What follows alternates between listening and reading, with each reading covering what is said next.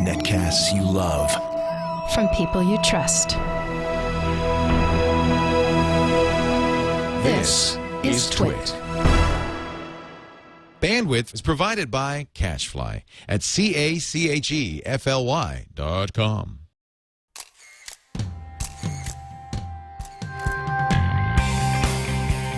This is TWiT Photo with Catherine Hall, episode 29, recorded October 18th, 2011. Rick Sammon. TWiT Photo is brought to you by Netflix. Watch thousands of TV episodes and movies on your PC, Mac, iPad, iPhone, or TV instantly. All streamed directly to you, saving you time, money, and hassle. For your free 30-day trial, visit netflix.com/twit. And by Ford, featuring Wi-Fi connectivity with available sync and My Ford Touch. Now your car can be a Wi-Fi hotspot. Check it out in the new 2012 Ford Focus and at ford.com/technology. It's time for TWiT Photo. I'm back, baby. And you know who else is back? Rick Sammon is back. We're so excited. But first, let me say hello to Catherine Hall. Hi, Leo. Because you did a shoot, a glamour shoot. Oh, yes, we did last show. And you missed it. And we missed you so much. And I'm devastated. Is there anywhere I can see the pictures? You got to go to last week's episode on twit.tv/photo. So you can't miss a show. No, you got to watch the episode. Can't miss a show. Well, it's great to see you. Yeah, good to see you too. And it's nice to have somebody in person. I know. It's cool. so, isn't it great? Yeah, last time I was in New York, now I'm here. Yesterday we were at Google. I did a little fashion shoot with Catherine Did you? yesterday. Yes, yeah. Oh, yeah. Well, You've been modeling more than you've been shooting lately, Catherine. Is this a new career for you? No. Just fun. Just playing. So, if you haven't seen Rick's previous episode of TWiT Photo, go back and look at that. Then go look at all his CreativeLive videos. Go look at his website, and we'll see in a couple of years. okay. Yeah. He's a very prolific guy and a wonderful guy, and we're really glad to have you. And I gather we're going to actually do a little shooting. Yeah, here. a little surprise in store. So you have to stay tuned. Stay tuned. Yeah. Before we do that, should we get to your tip of the week? Yes, that would be lovely. I've been dying for this. You need some tips, Rick, because frankly... My tip is a little unconventional this time. So Catherine Hall does this every week on her site, CatherineHallStudios.com. She picks... Oh, love that. So this was Picks a portrait. This is your portrait of the week. this isn't in India. And this was actually quite exciting. This is at a really small village in the middle of India. And I was invited out there. They had barely seen foreigners, so it was a big deal for me to come out there, and everyone was really excited, and there was this big welcome, and they created this feast. And they were right next to the Ganges River. And so I'm thinking, oh no, everybody knows about the Ganges River, and it's not the cleanest river in the world. And so what are you going to do when people offer you food, but you don't know where it's been washed? So I knew it was trouble, but I ate it anyway because I didn't want to offend anyone. And I was sick for the rest of my trip. Is that why the little girl's crying? She knew? No, she knew it was coming. But anyhow, so I was sick for the rest of the trip, and I was sick for 6 months after returning. 6 months? 6 months. Oh, dear. So my tip is follow your judgment. And don't eat the food. Yeah, no, but I mean, sometimes you feel like you need to be polite, and but if you really know that something's not good and you shouldn't eat it, then you should. That's an interesting tip. Yeah. That's a great And tip. I want to hear what you do. You've been to over 100 countries as a travel photographer. Actually, I was in Mongolia, and we went into this yurt. They also call them gears. And we were welcomed into this yurt or gear, and we had to drink fermented camel's milk. Okay? Oh, now, if you want to know what fermented camel's milk smells like, it tastes like, just leave some milk outside in July for about 3 weeks. But we had to do it. So sometimes you have to go along with that. It's part of the custom. But I think that's different than because you knew the food wasn't contaminated. I guess. I was hoping it wasn't. It can happen anytime, to be honest. But it's an interesting challenge, because you're right. If you want the cooperation... you have to. Well, I mean, I did a lot of work in Tibetan monks, and they gave you Tibetan tea, which is, like, not good at all. It's horrible. But I just kept drinking it. It's yak butter tea. It's like butter and milk and some things in it. I think I'm just going to stay here and take pictures of people in Petaluma. Do you it's mind? Safe, right? It's a lot safer. Yeah, but I mean, if you're next to the Ganges and they're feeding you, you can assume that it's probably contaminated. See, you learn a lot on this show. It's not just photography, right? But all kidding aside, you have to take care of yourself. Exactly. When you get, like, I'm going to Kenya in 2 weeks. Susan and I are going to Kenya in 2 weeks. We had to get a yellow fever shot, a typhoid shot. Had to get all these things. And if you don't get them, actually, I'm over 60, right? I'm 61. You're not. I am. You look fantastic. So I'm getting the yellow fever shot. And right before the doctor gives me the shot, he says, I have to tell you something. I said, what? He said, well, you're over 60. You could die from the shot. Right, I wasn't getting the shot. You're not exactly feeble, Rick. I think you're in good shape. Yeah. So anyway, you say I am over 60. That's the old 60. But that's the old 60. Yeah. I'm now at the 60. New 30. And I'm great. But you have to take care of yourself for sure. I think that's a good point. Yeah. So that goes back to when you are doing travel photography, take the proper precautions, get the shots, do all the things you're supposed to do, and be careful don't eat the food. what you eat. Stick with the bottle. Yeah. So now, there was a Ferrari shoot we talked about last week. Yes. Too. Everyone that's been asking me about it, I did not forget. We just didn't get to it last show. The studio that we worked in for the Ferrari Shoot, Jade Studios, Philippe was nice enough to let us use the studio, and he showed us the shoot he did from there. Which, by the way, isn't the studio insane? This is on Treasure Island. Yes, the old naval. Isn't awesome. this like the biggest dude studio? Like he's like, what's my dream? But nobody studio? lives here. This is just for shooting. It's like a bunch of different rooms, Wow. and I know it's amazing. It's like a playground. Amazing. It's like. Yeah, it's so cool. So anyway, you can see that's the boudoir room. That's where we shot, and it looks totally different. So, it depends on how you light it. But he did a really cool shoot that was a Kill Bill shoot, and they had a Ferrari in there, and we're going to pull up some of the pictures from that if you want to see. So now, was this an assignment or just for fun? I don't know. It wouldn't surprise me if he just did it. I love the behind the scenes. He's that kind of shots. creative. Yeah.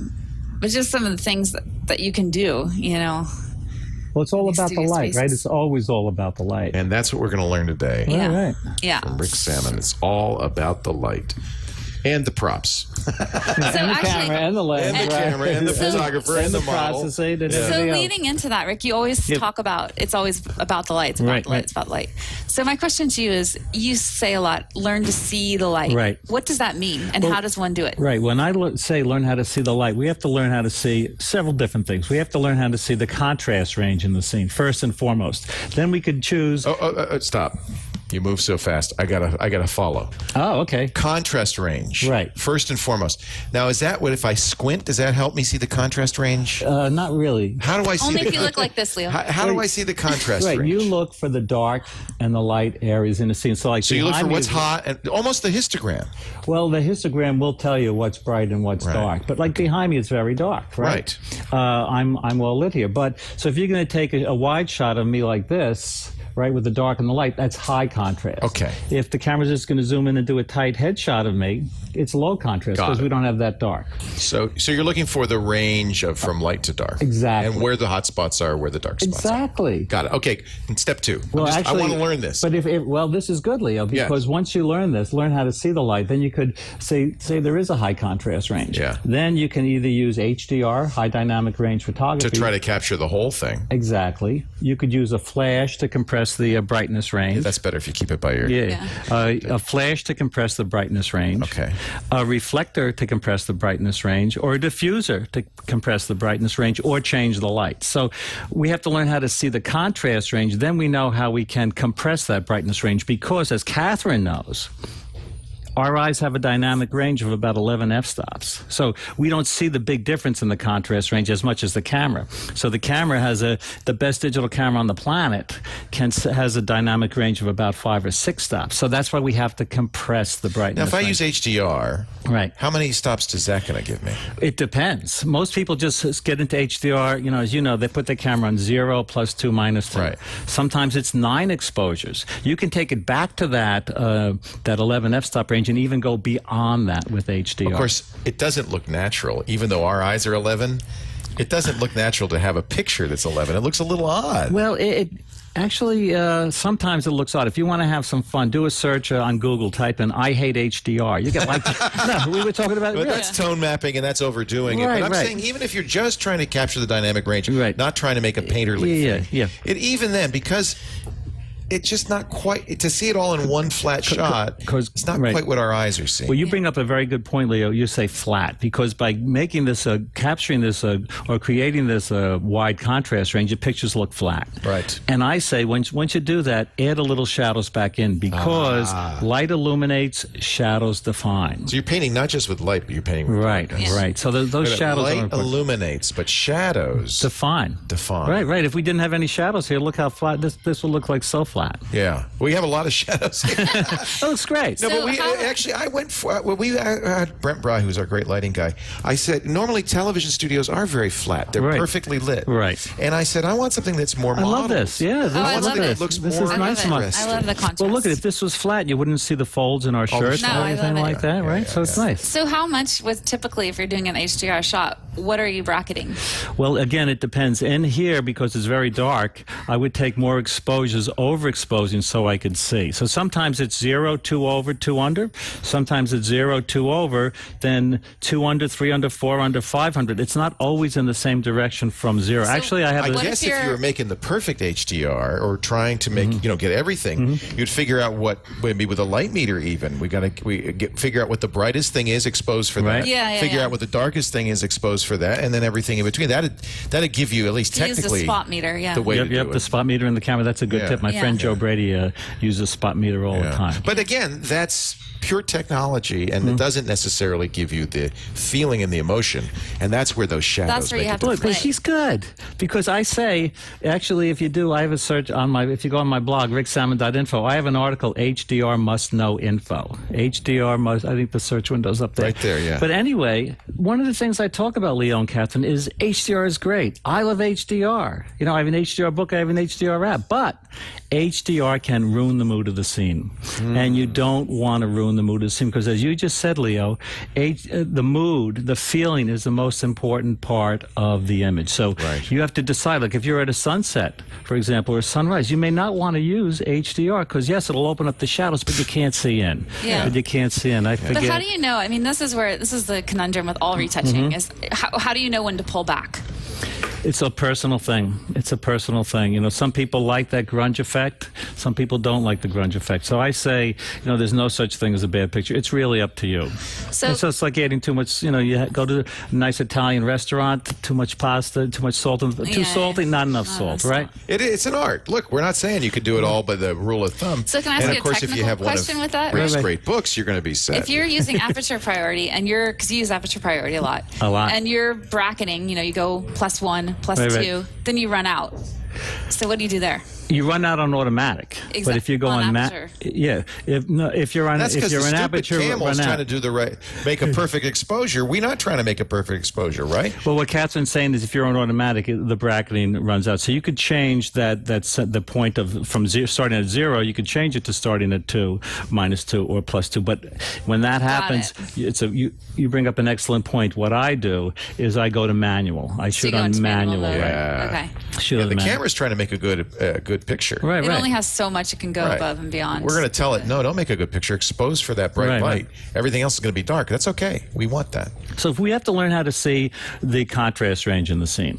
Next, we have to learn how to see the direction of light. Okay. We know where the direction is coming. Where's the main source? Or if there's multiple sources. It depends. Like here, the main source is here, so we're front lit, right? But there's multiple sources. In fact, there's even a source back there. Right. So you got to know where all of it's coming from. So you're seeing the light. So this is very good. I'm trying to, Rick. No. So you have the key light. So for you, right. So we have the key lights, and then the fills, and then we might have a background light. You know, if you look at the Renaissance paintings, right? Yeah. Look, most of the lights. So this kind of looks Rembrandt. Most of them come from one source? They come from about 11 o'clock. If you look like the Mona Lisa. That's the classic. That's the classic. This is actually kind of Rembrandty on me right now. Yeah, you look very Rembrandtish. Yeah. Thank you, Brett. Actually, we have a show coming to San Francisco to the DeYoung, the Venetian Masters, and it's all Renaissance painting. Oh, so you'll see. I'm going to go and I'm going to look. So look at how they handle the light source. Of course, they're making it up, really, right? Well, Vermeer. You know, I have a picture on my site, the girl with the pearl earring. Love that. We show that's one light. I have a friend, Frank Dorhoff. I had Frank on episode. Oh yeah, he was great. So he probably said this: when you think you need 2 lights, use 1 light. Yeah. When you think you need, 3 lights. Nice. use one Get light, overwhelmed. Yeah. right? You don't need a lot of lights. When we go out there, we'll be using two lights, but you don't need a lot of lights. So what are some things that people could do with one light to practice and play with to get started using lights? That's one light. That's one light. Well, that's actually the painting of the girl with the pearl earring, but that's window light. There's a picture of his studio, and that's just nice, beautiful Rembrandt or Vermeer type side lighting. Neat? Yeah. Isn't that neat? So your question was, what can people do with one light? Yeah. Well, as we were doing yesterday, at Google, you can move the light around. And remember the big difference it made yesterday when we moved it just an inch for some of those things, or 2 inches? So move the light around, and then you move around. Like yesterday we were shooting you. The light source was coming from this way, you were here, and then when the photographer moved just 6 feet over here or 4 feet over here, it made a big difference. Yeah, I think as a beginning photographer, you can almost assume that the natural shot you're going to take is going to be the most boring. Yeah. Yep. You walk up and you do and so you really got to take that shot if you need to, get it, but then press yourself to try from different angles, which actually kind of leads to one of the other things that you were talking about yesterday. She's paying attention. She's good. You got to be a spaceship. She's a good sport. Yes. What I was saying. So talk to me about being a spaceship. She was the model. She was paying attention. That's even better. Yeah. What I was saying is, use your camera like you're in a spaceship. Move it up, move it down, tilt it to the left, tilt it to the right. Use all 3 dimensions, in other words. Exactly. Don't feel like it has to all be level. Exactly. People come on my workshops, they hold the camera on the tripod, that's it. Yeah. But, if you're doing if you're at the beach, hold it down, pretty close to the water. Be careful that you don't get spray on it, but hold it close to the water. Use that camera like a spaceship. You'll be amazed at the different type of pictures you get. Yeah, and then that goes back to lens choice, too. We talked about, for example, 50 millimeters, what our eyes see with. Is it 50? 50 about millimeter? 50, yeah. Yeah, about 50. So if you're shooting at 50 and you're shooting, like if I walked up with you and I shot just like this, you can assume it's going to be the most boring thing. So it's exactly what our eyes see. And it's the most pedestrian. Yeah. So try not only different positions with lighting, like a spaceship, but then also... Well, I like to shoot actually a little closer. So if you said a 50, I might shoot with a 35, because my number one tip for photographing people is this, that the closer you are to the subject, the more intimate the picture becomes. So if I'm photographing Leo, with a 200 millimeter lens, there's no intimacy. Right. But if I'm up here right in front of you guys, photographing you with the 17 to 40 millimeter lens, which is one of my favorite lenses. You're right in my face. Yeah, and I'm right in your face, but then I'm looking for a shot in here, maybe I could show you, where the person looking at the picture can identify more with the subject, because there's a greater sense of intimacy. That's why I like to shoot close. The cameras here are pretty close. There is quite a debate, and I love this, between the 85 millimeter, beauty shot, right, and then I hear both sides of this, right? And then people like you who like to really get in there with a 24 or whatever, and really get a 35 and really get in there. And it's going to be a different looking shot, of course. And I think what I like to do is, when I go to a foreign country, I'll take I'll take a portrait like you're talking about with the 85 millimeter lens. Because you don't want to get in their face too quick. No. I'll take the portrait, then I'll take what I call the environmental portrait. I'll take the subject of the person in the environment. So if you shoot it both ways. Got it. Do you actually change the lens? Well, I always have two bodies. So you have a wide and a long, and you're ready to go back and forth. And the last thing you want to do is, when you're traveling, is waste the person's time. Right. So if I see a set that I want to do, like I was over in Kenya, and I wanted to photograph this woman and get a nice profile of her in the doorway of her hut, I put one of the assistants in there. So I got everything set up so she could come in, bang, that was it. So you're getting so close to people. How are you keeping them comfortable around you? This is great, by the way. You did a duplicate of the girl with the pearl earring. Yeah, that was my... and we can learn a lot from the masters. We can learn so much from... I should just go and shoot all those Venetian paintings, recreate them all here in the studio. Yeah. You can do it. I mean, I think if I could do it with one light, anyone can do it. That's really cool. But your question was, how do I get... Well, I mean, you're obviously... It's easier to shoot people from far away, like with a zoom. Well, it is, but I like that intimacy. But with the intimacy, I'm just wondering, how do you keep people comfortable with you? You have to get the person to like you. And how do you do Or that? at least accept you. This is a great shot, because this guy doesn't like you at all. No, he doesn't like me at all. But you're right in there, and you wouldn't have gotten that look probably if you were, 10 feet away. This picture was taken in a hotel room, actually. This is like with the Westcott lighting system, just one light. Yeah. Light illuminates, shadows define. But to answer your question, I do magic tricks. Susan will tell you that I bring magic tricks. There's a picture somewhere on my blog where I'm doing magic tricks for these monks in Bhutan. So I'm doing magic tricks for a half hour. Last time you were on, we showed you. We showed that. Right. Yeah. So I'll do magic tricks. I'll show pictures of my son. Yeah. You have to get the person to like it. I would never do what I know some photographers do. They just grab people and just go up to them and just take. How much time are you spending with them typically before you bring out your camera? It depends on how much I want the shot. If I really want the shot, I'm going to spend a lot of time. I really wanted the. What's a lot of time? Maybe a half hour. Okay. All right. So we just looked at that black and white photo. When do you decide to go monochromatic? Well, when you take the color out of the scene, you take out some of the reality. When you take out some of the reality, our pictures can become more artistic and more creative. So if there's not a lot of color, I will go. Like the picture I took of you yesterday, there wasn't a lot of color in it. So what I did is I made that black and white, monochromatic. Actually, whenever I get a picture that I like, I'll change that into... whenever I get a picture I like, I'll change it into a black and white just to see. Because again, when we remove that color, we can make a picture that looks a little more creative, a little more artistic. We're talking with the great Rick Sammon. We're going to do a photo shoot in just a little bit. We're actually going to demonstrate a little bit of this. I love the combination of technique with lighting, but also of I guess it's still technique, but how you relate to people. It's so important. Yeah. They both go together, but we're going to do more of that in just a second. I want you to stick around because we're going to actually get up and walk into the other room, and Catherine's going to be a model. Yes, yeah. Great model. I'm excited. Before we do that, I want to talk about Ford motor cars. I'll tell you what, I drive a Ford very happy. Love my Ford Mustang. And Ford is just kicking it. They're just crushing it, in the words of our good friend Gary Vaynerchuk, with amazing technology. I want you to go to Ford.com/technology, and you can see some of the amazing things Ford's doing with its newest cars. For instance, the 2012 Ford Focus, which is a Wi-Fi access spot, an actual floating Wi-Fi access spot. You plug in a 3G card into the USB port in the console, the center console, or sometimes it's on the front dash there, and you can now get that 3G access to everybody in the car. They've got antennas throughout the car.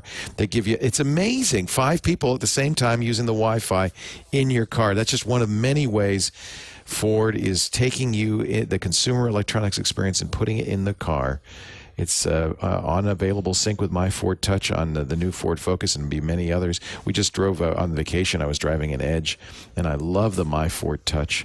Tell you what, go to this site and learn more about how Ford is pushing the boundaries of what vehicles can do these days with sync, where you think Siri in your iPhone 4S is cool. Imagine talking to your car, setting the temperature of the car, telling it what to play, asking it for road conditions, weather forecasts. You could do all of that with the great sync. My Ford Touch takes it to the next level. I just love what they've got going on. And of course, high tech also means engines that give you amazing fuel economy. I want you to go to Ford.com/technology, learn about what Ford is up to today, and then take a test drive at your nearby Ford dealer. You're just going to love these new automobiles. Whoops, let me do it again. I typed in the wrong URL. Ford.com/technology to see their latest green engines, high-tech consumer electronics, and all of the Ford vehicles. Ford.com/technology. We love them, and thank you for supporting TWiT Photo. We appreciate it, Ford. How do you want to do this, Catherine? Should we save the getting up and walking for a little bit later on? When do you want to get up? Yeah, let's get up in a second. Okay, you tell me. I'm ready. Keep the suspense. I'm ready. Keep the suspense. I'm ready. All right, maybe we should just go now. No. Did you ask him yet about the 1D? Are you a Canon shooter? I'm a Canon Explorer. I'm very proud, actually, to be a Canon Explorer of Light. How long have you been an Explorer of Light? I think for at least 8 years. It's quite a ton an of honor. fun. Is that like a special deal? Like you got That's like medal? one of the biggest honors, I would say, for any sponsorship. It is because what I do is, and what the other explorers do, and talk about respecting other photographers. These guys are the best of the best. So I'm humbled and honored to be in there. But we go around and we give lectures, we give seminars, we give workshops. It's a lot of fun, and I have to tell you, it's just very, very cool to be a Canon Explorer of Light. What do you think is the thing that people, there's certain things that you teach that people just really grasp on and they go, this is going to revolutionize the way I think and shoot. What's like the most responsive tip that you've given in all the workshops you've done? I think the most responsive tip is that you read the book Outliers? Yeah. You read the book Malcolm Outliers? Gladwell, yeah. He talks about that you have to practice 10,000 hours. A lot of people don't realize that they'd be 1,000 times better if they practice 1,000 times more. Yeah. Right? So yeah. I encourage, what I try to do actually when I go around is I try to motivate people to go out there and practice. Keep a camera with you every day. Give yourself a self-assignment. Work with shadows. We were talking about shadows before. Spend the weekend with one lens, that 50mm lens, and practice doing shadows. But I cannot tell you guys how many people come on my workshop and they have, can you help me? I don't know what custom function 42 does. You have to know what your camera does. So I try to encourage people also to follow your heart. I said before about HDR and some of this other stuff. It's all subjective. It's all valid. If you like it, you like it. Like rap music isn't my favorite music, right? Classical music isn't my favorite music. Opera isn't my favorite music, but there's still great forms of art. Well, it's interesting off of that really quick. You mentioned, I get this question all the time when I'm doing seminars is how do you define your style? Right. How do I get a style? Right. And it really just comes right back to what you just said. Practice, practice, practice, practice, practice. And then your style, like you were saying, everything's subjective. How much HDR do you use? How much color do you use? How much black and white? It all comes naturally. Well, you have a style, and a lot of photographers have a style. I tell people my specialty is not specializing, because I think, just like with your investments, right? Do you have all your investments in one place? So no. you diversify. You got to diversify. So this works for me. It doesn't work for everybody. But you can still have a style with diversification. Well, absolutely. Listen to this. This is my best line about style. Don't delete your out-of-focus pictures, because one out-of-focus picture is a mistake. 20 out-of-focus pictures is a style. It's true. Really. This is a true story. So when Eric says my style's mediocrity, you agree with him? That's a style. I was in the Metropolitan Museum of Art with my wife about 10 years ago, and I'm in there, and there's a picture on the wall. It might be a famous picture, and the caption was loo paper. Right, like toilet paper, and it's a black and white. The person had a very slow shutter speed, and they shook the camera where they took a close-up of the roll of toilet paper. And it's in the Metropolitan Museum of Art. Okay. Yeah, I know.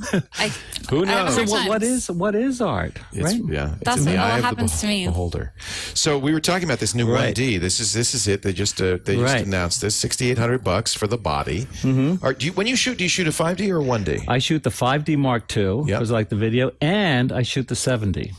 You like the 7D for video or for both? For both. I'm going on safari, I mentioned that, I'll use a telephoto lens on the 70 because you're not really getting closer, but it's met with that because of the crop factor you get. You get it more. Seems like you're closer. And I'll use the 5D Mark II for my fisheye lenses, my wide angle lenses. Right. So you like that full frame sensor. I love the full frame sensor, but the crop sensor is also really good. Again, well, that's the big story on the 1D is they finally have a full frame sensor on their pro body. And of course, that's the body you can bang around, you can get wet. I mean, that's the whole idea. And they're going to have an ISO, look at that, of 204,800. Well, you know what? I'm glad you brought that up because I was photographing the horses on the beach. Yeah. And it was low light. And I was up at I forget what it was, 6,000, 6,400, something like that. And someone said, how can you be shooting it like that? Right. Well, I said to them two things. One, I don't worry about noise anymore because we can do such a great job of reducing it in Photoshop, Lightroom, or Aperture. But my father, who taught me photography originally, had a great expression. Well, there wasn't noise then, it was grain and film. He said, if a picture's so boring that you notice the noise or the grain, it's a boring picture, right? It was bad to begin with. Yeah, David Hamilton, Robert Farber, they built their reputation on soft, grainy, out-of-focus pictures. That's a good point. Yeah, and you got these great shots, too. I mean, they're just, Well, here's these, although thank you very much, these pictures illustrate an exposure tip, which is always exposed for the highlights. You don't want the highlights overexposed and washed out. You mentioned the histogram, Leo, before. Yeah. I'm always having the histogram moved over as much to the bright without a spike, because most of that information actually is, well, I'm going to do it for the audience, is over on the right. Now, this is, okay, so this is interesting. So here, when you expose for the highlights, you're exposing for the sun, of course, and the reflection of the sun. You're losing, though, the detail on the riders. Well, I was shooting for a silhouette, and actually we set up this shot. This is taken at the California Photo Festival. We were going for the sunset type shots. You wanted this kind of a shot. Right, we wanted that dramatic silhouette. Again, you know, when you take out the detail, once again, we're taking out some of the reality, because our eyes could see the rider. Yeah. But again, so it becomes more artistic. But behind us were these beautiful sand dunes, and before this, we had the horses riding around in the sand dunes. So, are you shooting this as a non-silhouette first? So as a what? Do you shoot it only as a silhouette, or are you saying, okay, I'm going to try different things? I wanted a silhouette. So you knew. Right. And so you set the goal, as you always do.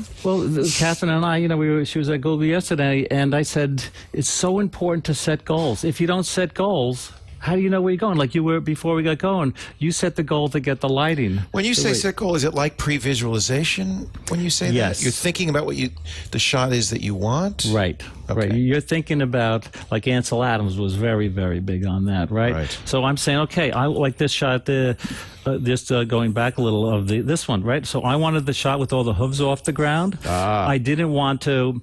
You pre-vised. I want all hooves in the air. I want the hooves in the air. That's great. I didn't want to it sounds funny, but it's a good way to remember it. I didn't want to decapitate the rider. You know, because if that horizon line was going through the neck, it would look funny. I wanted to expose for the highlights. I composed using the rule of thirds, right, where the tic-tac-toe grid is over there. And so setting that goal, knowing I had to use a rapid frame advance on my camera, AI servo focus, which is like focus tracking. So you set the goals, then this is what we were talking about with outliers before. It's got to become like point-and-shoot photography. Right. You know what you're going for. Right. If Santana was here, Eric Clapton was here, they don't think about it. No, exactly. They play it. They just play it, and that's what photography must become. Well, and I think it's interesting too, as digital has evolved and it's so cheap to shoot. Right. People just start firing before they really actually think about the shot. Well, you bring up a very good point. I've been on workshops where people use a shotgun approach, where it's like that all over the place. I use a bow and arrow approach, right? You're targeting, you're setting that goal, you're targeting the shot. I'm a shoot and hope kind of guy. Shoot like and that. pray. You know what? How's that working out for you? Not so good. That's an HDR shot. Yeah, but nicely tasteful HDR. Well, we could go realistic or surrealistic and everything in between. Right. It's really up to you. Here, I think the subject really suggests the effect. Right. Right here, I wanted the natural look. If you're doing a bunch of, maybe a dilapidated building, the grunge effect would look really good. Yeah. So I have something to tell you that's kind of unfortunate. So just brace yourself. I saw some of your images, but it had a different person's name on them. This happens sometimes nowadays. Really? And you put so many images online, and you make them so available. It's a Minolta campaign. How old? 1980s. Now he's pissed. 1980s. 1980s. Am I striking a chord? Well, from 1980 to 1990, I did head up the Minolta camera account, and you used a pseudonym. Actually, I didn't use a pseudonym, but I was in a suit and tie. Oh, well, that's for 10 years, 1980 to 1990. Who the hell is this guy? But I'll tell you what. Did you wear funny shoes at least? No, shine shoes and a vest. Oh, my goodness. But, if you go to my homepage, this is really interesting. I'm glad you brought this up, because if you go to, just go to home. Yeah. Is that? There you go. Okay, so scroll down to the bottom of this, please. Okay, and Real Magic. That's what I want you to see. Oh, wow. No. It's a book. Go. Keep going. Okay. Up. There you go. There it is. Real Magic. I was working in the advertising agency from 1980 to 1990. Bozell, Jacobs, Kenyon, and Eckhart, one of the top advertising agencies in the world. I worked so that's how you started, was you did ad stuff? Well, you mentioned last time that I was probably a good business person. I probably learned it somewhere. Yeah, so that's where I learned. I learned it. But this book, Real Magic, this. Wayne Dyer is amazing. Well, this philosophy helped me. I didn't like what I was doing. Yeah. So I made a plan after 5 years to get out of the advertising business and to do what I want to do. And what Wayne Dyer talks about in Real Magic is that if you start living the life you want to live, that can become your life. So I used to go on vacations with the safari jack and all this stuff. I took so many vacations, I finally got fired. So it's true. It happened. It happened. It made your life. No, I can't believe that. And if you believe in yourself, I think, and actually as a parent, I think that's the most important. You have a daughter who goes to college now? I do, very near you. Yeah. I think the most important thing you can impart to a kid is, falling off here, is a feeling of self-esteem, self-confidence. Or get Rick Sammon to take a picture of her, and she looks so good, she's going to have nothing but self-esteem. What's crazy about this photo is that it took him like 2 seconds. It was one light, and we were in this crowded room with a bunch of people. This is the Google shoot. Yeah. This is Catherine, by the way. We have a behind-the-scenes shot. Yeah, let's show you the setup. Yeah, look at this. With just one light. He said, just lay on the floor. I said, okay. Just lay on the floor, take your shoes off. She laid down, and we're just using one light.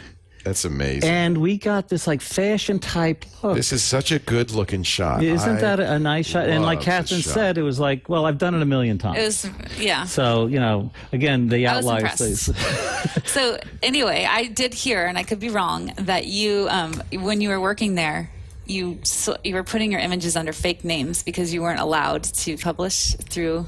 Is that not true? No. Wow. You got to fire your Gotta get my researcher. fact checkers. Gotta fire them. I see your pile of books, and I wanted to mention we have some Gary great Harris, among others, have tweeted in saying how much they love your books. Oh, well, thank you. This would be a good one to start with, the Field Guide to Digital Photography. Yep.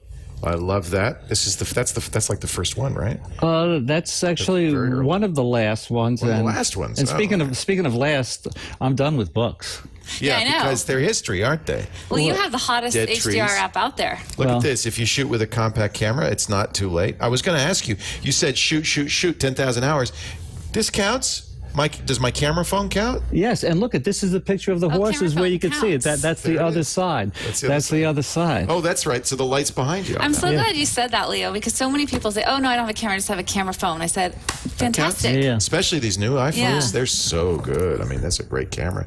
And that's my favorite book, Exploring the Light. This is like the philosophy. So if anyone could have any book of yours, you would recommend that one I would the most? say it's Exploring the Light. And then what about any app? I mean, any app? What's your favorite app? I would say my favorite app is, it's my most popular app, Rick Sammon's 24/7 Photo Buffet. But you know what I wanted? Can I throw in something here? We're not dashing off to the studio. If you have apps out there or books, you have to have a tough skin. Because, sometimes you get bad reviews. I put a ton of stuff on YouTube as, so I've gotten, I think 24/7 Photo Buffet has like a 5-star rating or 4.5-star rating. So listen to this. So I put this stuff on YouTube, and people are mean on YouTube. But so this guy says to me, I'm putting out all this free stuff, hours and hours, dozens of hours. The guy says, if I had a voice like Rick Sammon, I'd kill myself. Right? Don't focus on that, Rick. Right? I'm not, but, Well, let me tell you, we have no negative reviews this show. None. Oh, that's good. No, she's lying, believe me. You can't do anything without But the thing is the review. positive people, they just make, they make up for it. So, listen to the good people. I think we should get up and I think we should Okay. get up. I think we should pull a Kelby. Pull a Kelby? Yeah. What's a Kelby? We'll find out. Scott Kelby did this to us. We were sitting here doing the show, and he said all of a sudden, he says, well, let me show you. Photo. And he gets up, and he starts walking out of the room. So we're going to pull it. We now call that pulling a Kelby. Okay, let's see if we don't. I'm going to disconnect. Okay. You're wireless. Here's our camera. We're going to walk over here. Hello. We're going to pull a Kelby. We've never done this before. Now, how do you like my lighting, huh? Oh, man. Go ahead. I'll let you go. Great. Meanwhile, while we're walking, I might want to mention that this show brought to you by Netflix, netflix.com/twit, 30 days free. It's the best deal in streaming video. Lots of great movies on Netflix. And if you're a photographer, I think that movies are also a great way for you to see great photographers, great cinematographers. Great lighting, especially some of the old noir stuff, the black and white stuff. Amazing. So netflix.com/twit for 30 days free. Now, we're out here in the lobby of the Brick House, and by the way, I guess you guys decided the bricks would be a good backdrop, and I agree with you. Can I be your assistant, Rick? You could definitely be my assistant, Larry. All right, whatever you do. Rick, would you like me to take this off or keep it on? You could leave Well, it you have to leave it on. We're just going for like a fun shot. Okay. Sure. So, Catherine, we're going to Yes. need 2 people to hold flashes. All right, so Okay, so Leo, you want to help out? Oh, Leo? Okay, I can you're do be one. holding the flash Actually, over Leo should there. hold. All right, I'll hold the flash. And by the way, we're using some very high quality materials here. Yeah, actually, this is the first time. You guys are very special. You're very nice. I'm introducing this on the show. This This is called the Rick Sammon light controller. Actually, this is a compact model. Next weekend on CreativeLive, I'm introducing a more sophisticated model, but I'm selling these for $49.95. Good deal. So can you put? You're so kind to put all the links, you know. Can you put a link? People are going to think you're serious, But if you order in the next 20 seconds, I'll send you 8 of these for $40.95. Okay. Anyway, this got a little. So what am I going to use this for? You'll see. All right. So my number one tip when it comes to flash photography is, Captain, what is it? Get the flash off the camera. So I'm going to nice. take, and by the way, I'm shooting tethered. I'm using this little device from a Tethered Tools here, and what it does, it prevents you from pulling this out of the camera. But so anyway, So are both devices from Tether Tools? Or? no, this is just from Tethered Tools. This is just the cable that you could buy wherever. Yeah. I'm plugging this into my MacBook Pro here, and I'm using Canon Digital Photo Professional here. As you can see, I don't know if you can see. What's your name again, the cameraman? Jeff. Jeff, can you see this? Yeah. This shows us our f-stop shutter speed combination, our white balance, all this other stuff. Even in the field, would you like to shoot with something like that? Or I would, obviously it's if studio. I were doing a movie outside of production, you know. And certainly that's how they shoot movies. They want to see you what want to that see, output right? is. Right. So I'd put this in a tent, have some wine and cheese around in the tent, you know. It's Oh, like, I like that. so let's Where's the wine and see. cheese? Let's see what happens. Okay, not everyone's gonna know. So what is this cable? Yeah, this is just basically a USB cable. It plugs into the port of your camera. Does it come with the camera, or is it something? No. This is an accessory, and actually. And it goes all the way back to the laptop. Actually, it wasn't long enough, so I had to use. I sell this duct tape too for $99.95. Okay, you could order this off my site. So anyway, this is about I don't know, a 20-foot cable. All right. So let's take a boring shot. Let's see what This happens. is that shot that Boring. Catherine was talking about. The first shot you see, flat, boring. Yeah, flat, boring. This is the shot Leo takes, and then he moves on. Are we under This any is why time Leo's constraint on. here, by the way? Pardon me? Are we under any time constraint here? We got. I'll give you 10 minutes. Is that enough? Okay, sure. So look at this. Can you transform Catherine in 10 minutes? So look at this boring shot. What I'm going to do is I have a Canon 580EX2 flash, and I had to increase the flash output by +1 because, hey, join the party, come on in. So what happens is that reflection underexposed you, okay? So come back here, please. You're doing a great job. Underexposed to so much that I don't even see anything on the screen. Yeah, it's a little dark. Yeah, I mean, so it's what I'm going to really do, dark. it is dark. Maybe I'm going to have to go to, okay, it looks fine. So the here. camera's not doing this automatically here? I mean, what's the Well, deal? I'm shooting on ETTL. The camera's set on manual. The Okay. camera's set on manual, but the flash is on So automatic. the flash is doing what the camera says to do, or? The flash is still working on automatic. I got it. Okay? Okay. So the camera's on manual, flash is on automatic. So +1 was a little too much. Let me go to, and that's the beauty of. Jeff, show the screen because you can see how, Yeah, this is how a- overexposed +1. This is a variable output flash. So try one more time, and I can get rid of that flash, by the way, if that reflection if I shoot at an angle. So this is a better exposure, but she looks pretty good. But it's pretty boring. So Yeah. let's see what happens. Let's see what happens if we take, following my advice, taking the darn flash off the camera. Now, when you take the darn flash off the camera, if I had the Canon 7D, I could fire the flash from the flash inside. A lot of cameras let you do That's that. neat. So it has a built-in remote trigger. Right. It's like, that's Right. nice. That's But what I'm using here is, it's called the Canon STE2. It fits in the hot shoe. This is a radio trigger. I have radio triggers. I have pocket wizards over there. That's not? Outdoors, you want to use a radio trigger. Okay. Because this is infrared. The light's going to bounce around in here. I can trigger the flashes. So the flash, I'm going to turn the flash on now. So You turn that flash and on. This is just another 580EX2. This is just a speed light. Right, this is a 580, so I'm going to put this one on full power. Okay. Now I have to put this on slave, okay, channel A. This one, I have to go back this way, and I have to put this on channel A. By So doing the- it with infrared, you only need one trigger for two flashes because Yeah, they we- both see the infrared. You Right, can put as if many you- flashes as you want. If you have the space shuttle in here, we can light with tons. Right. Okay? But again, But this outdoors, that's not going to work so this well. doesn't work. You need like the Radio. Got it. Well, that's the radio. actually a good tip. Okay. So for indoor shooting, we'll use the infrared trigger. Right, now when you use the pocket wizards, the amazing thing there is the camera thinks the flashes are still on the camera, so it Right. communicates all the Right. controls. That's the TTL, ATTL and stuff. Okay, so what we're doing here is, this is one of the best accessories you could buy for a flash. If you look at it this way, it's a grid. Okay, like we have the grids on the lights in there. Yeah, we do this on the I'm lights. gonna buy one of those today. It kind of channels the light so it doesn't spill around. Right. It's almost aiming it. It does aim the light, as you'll see. Now I have a grid over there, this honeycomb pattern, the holes aren't as close. You want one, this is from Honnold, a company called Honnold. You want it close. Now over here on Leo's flash, we I have a very high-tech operation over here. yeah, he has a Honnold. We have a gel over here. Let's watch the wires. I don't know if you could come over here. I have all these different color filters. Oh, you carry those with you in a wallet. So that is Well, I knew I was coming here, you know. Come on, this is a classy operation. I just couldn't. And you buy these at Camera Supply Store? Or? Yeah, you can get a discount off my site, Rick Sammon info on them. Okay, great. What we're going to do is this. We saw, is the boring shot still there? We have, look at this. How boring could What this can we be? do, besides Well, having a gorgeous model? Right, okay, so with this, we need the assistant over here. All right. Should I stand in the original spot or And not? Greg is in going to the help out here. spot. Greg is at our front desk. He's our receptionist. Now, I want you to aim this right at about there, okay? And go like this with your hands, like you, oh wait, and then you want it to look this way? Well, were you gonna have me look that way? Yeah, That's it's, fine. yeah, well, your body's facing this way. Yeah. And you're going to use the Rick Sammon lighting controller, Leo. The grid. The grid. You're going to hold this about Okay.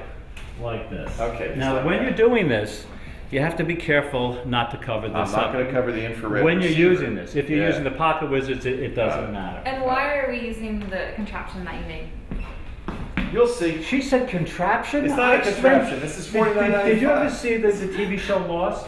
Did you Yes. see Lost? Of course. The hatch, you know the hatch? I spent months in a hatch developing It's like that. the hatch here. All right. All right. So am I Why- holding So everything it's right? Am I nameless, doing is my that what job you're well, saying Rick? Almost there.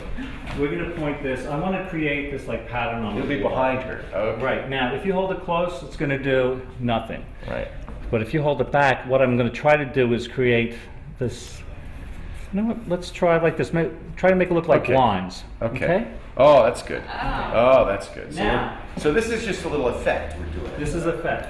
An effect. Main light Now, will come from if she's right here, right over overexposed, from the camera, what I can do is I can control the output of the Oh, flashes. that's neat.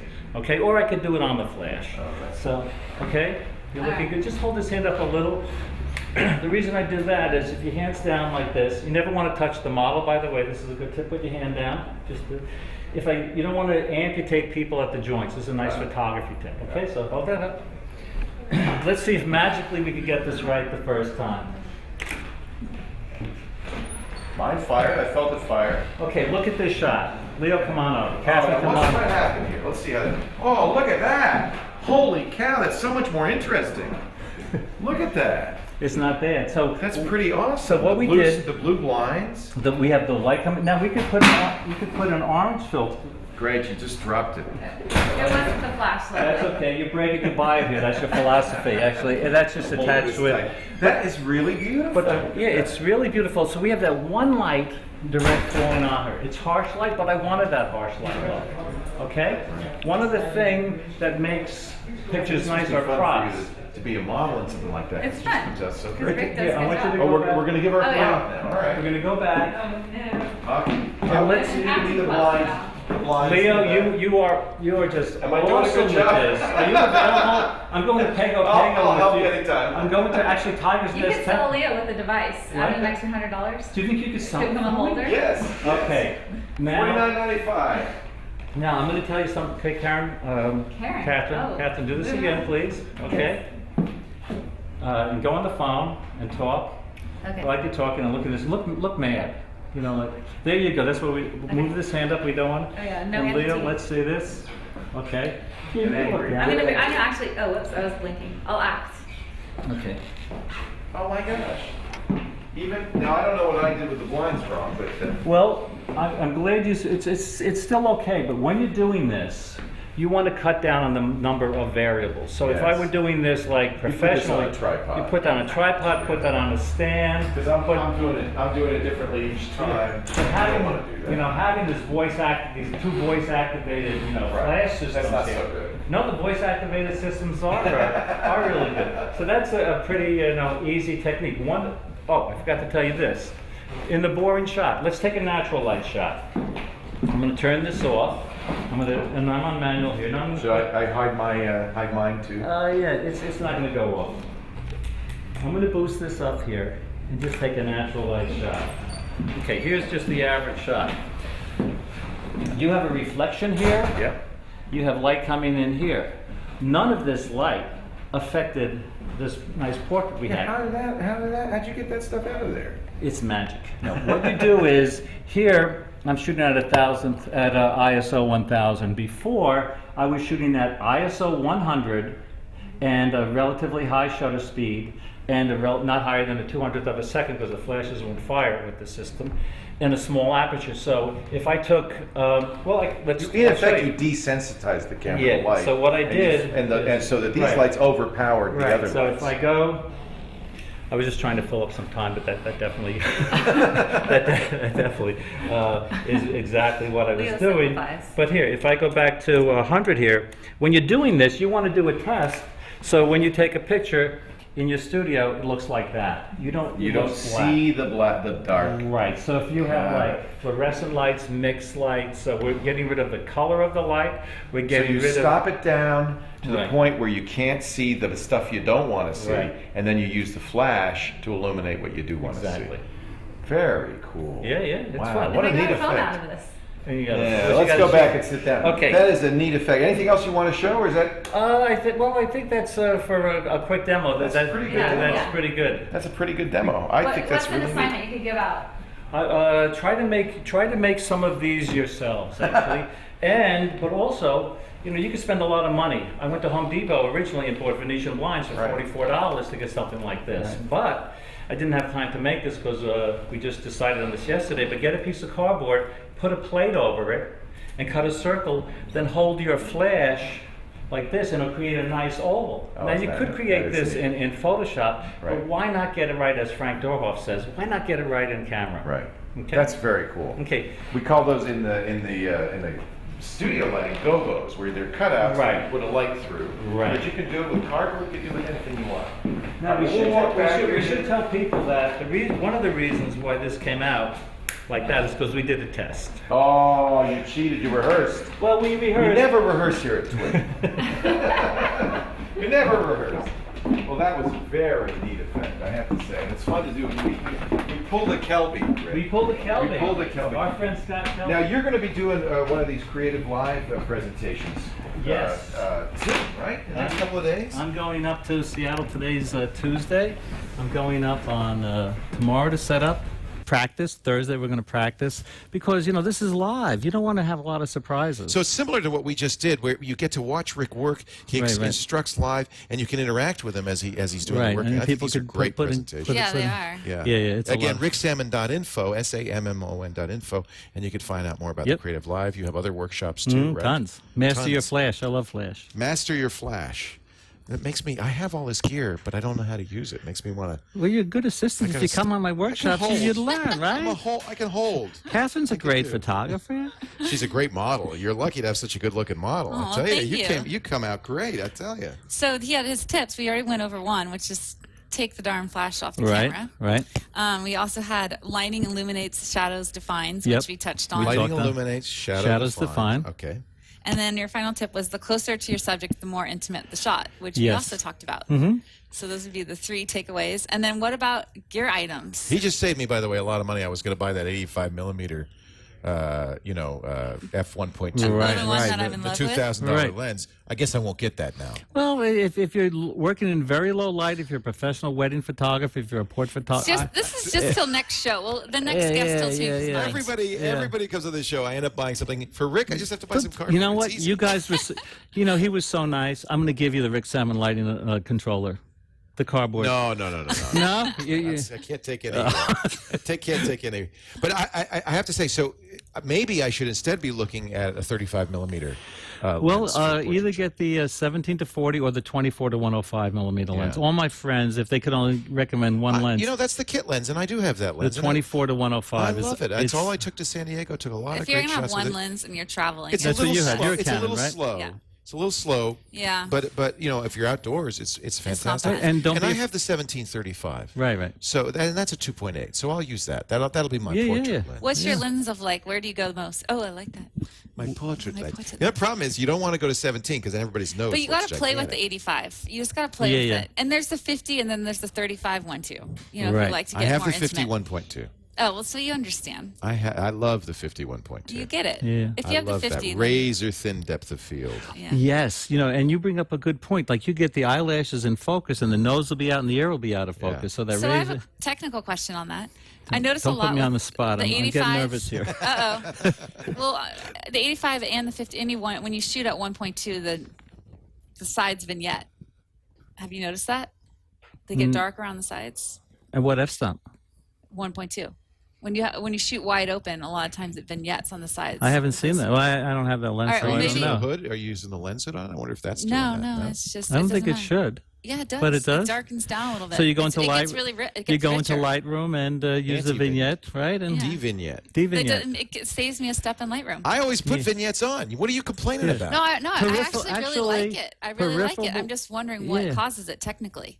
I think there's a setting inside your camera where you could do that. You know, I'm gonna an upcoming show. I will explain it. Okay. Yeah. You know That's what? with the 85? Yeah, when I shoot wide open, See, it darkens. now I have to buy it just so I can see. Yeah, but if you go in your camera into that the natural vignette, it's worth it. if you go in your menu and you change the spatial contingency curvilinear aspect function, He's just saying this stuff now. He made that up. That's custom. By the way, that's custom That's feature custom 42. 42? Right. That's the one. ricksammon.info, ricksammon.info. Lots of great instruction there. The books.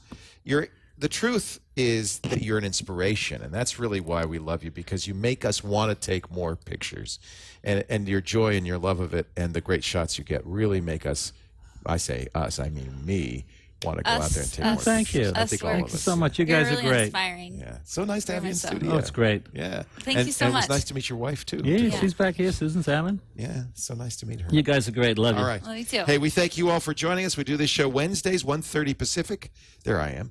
1:30 Pacific time, 4:30 Eastern time at twit.tv. Did I say Wednesday? It's Tuesday. It's Tuesday. Tuesday, not Wednesday. And make sure that you tune in for the live show because it's always a lot of fun. Oh, yeah, and gosh. next week we have we've gotten a lot of requests for him.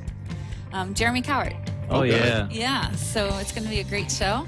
And I've got come a in. lot of requests from me for where do I see the pictures that you took, the sexy pictures that you took. Where did those go? The boudoir stuff that you did. Didn't you do some of those? Well, we did. There's shots from the session on the last episode. That's But the only place I can go, huh? There's no more. If you're looking for more scantily clad That's things, the then you're ones gonna I'm have to looking for. come steal my computer.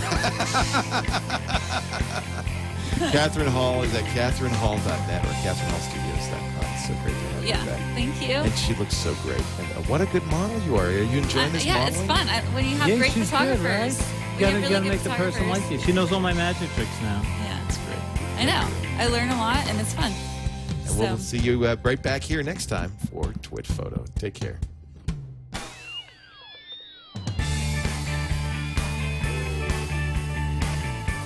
Great show. What fun. I love getting up and getting walking. up. That was so cool. You guys are too much I wish fun. I could have done more. It was so fun. Yeah, and thanks to Jeff Stewart, who was in handheld. Did a Yeah, great yeah, job. Jeff. Oh yeah, you guys, TWiT team that did all that. Team TWiT.